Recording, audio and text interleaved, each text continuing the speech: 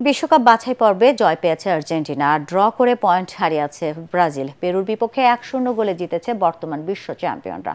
অন্যদিকে উরুগুয়ের সাথে 1-1 গোলে ড্র করেছে সেলেসাওরা। তাতে লাতিন অঞ্চল থেকে শীর্ষস্থান ধরে রেখেছে মেসির দল। 5-এ নেমে গেছে 5 বারের বিশ্ব চ্যাম্পিয়নরা। এস এম আশরাফের রিপোর্ট। প্যারাগুয়ের মাঠে গিয়ে আগের ম্যাচে 2-1 গোলে হারা আর্জেন্টিনা এদিন বুয়েন্স এরিসে জয়ে ফিরতে মরিয়া ছিল। শুরু থেকেই আকাশি সাদা জার্সিধারীরা যে দুর্দান্ত ফুটবল খেলেছে তা নয়, তবে জয়ের খিদেটা বোঝা গেছে। গোলের অপেক্ষা ফুরায় 55 মিনিটে 3 ডিফেন্ডারের মধ্য থেকে মেসির অসাধারণ এক পাসকে চোখ ধাঁধানো শটে জালে পাঠান লাউতারো মার্তিনেজ। এই গোল করে ম্যারাডোনার সমান 32 গোল পেলেন মার্তিনেজ। এটি ছিল আর্জেন্টিনার জাতীয় দলের ইতিহাসে 1999তম গোল।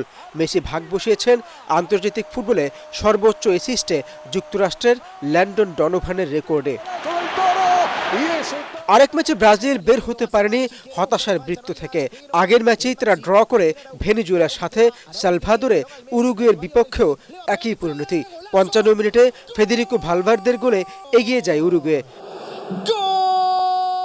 62 মিনিটে গেটসনের দুর্দান্ত এক শট খুঁজে নেয় উরুগুয়ের জাল। তাতে পরাজয়ের হাত থেকে রক্ষা পায় সেলেসাওরা। এটি ছিল 12 ম্যাচে তাদের তৃতীয় draw. S M Ashraf, ATN Bangla.